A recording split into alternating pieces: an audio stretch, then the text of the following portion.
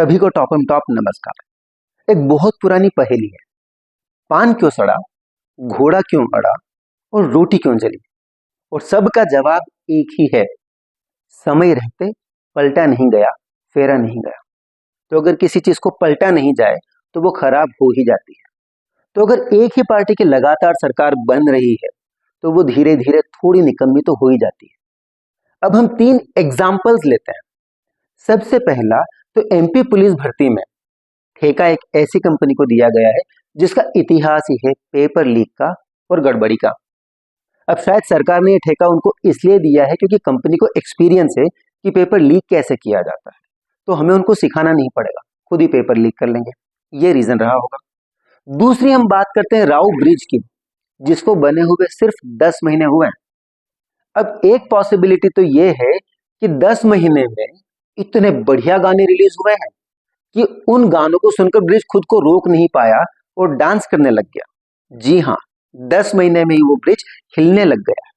और दूसरा कारण यह हो सकता है कि उसको बनाने में उतने अच्छे मटेरियल का यूज नहीं हुआ।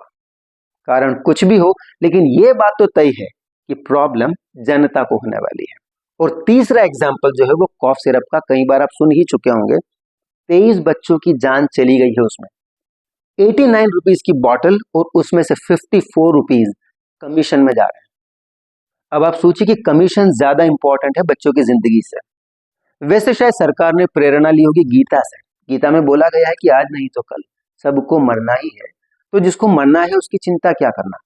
कमीशन शाश्वत होना चाहिए, कमीशन हमेशा रहना चाहिए। तो सरकार जब ऐसे काम करती है ना, तो वो लोग जो सरकार के समर्थक हैं देख रहे हैं कि गलत हो रहा है, लेकिन वो भी अपना मुंह नहीं खोल पाते। और जब वो भी मुंह खोल नहीं पा रहे हैं तो सरकार की हिम्मत और बढ़ जाती है कि अब तो हम कुछ भी करो, रोकने वाला कौन है। और देखिए, जब चिंता ही नहीं है तो सरकार भी चौके मारेगी, छक्के मारेगी, फिर एक एक दो दो रन क्यों ही लेना। तो जब लूटना है तो आराम से लूट लें। लेकिन इस सब के बीच में प्रॉब्लम किसको होती है? जनता को।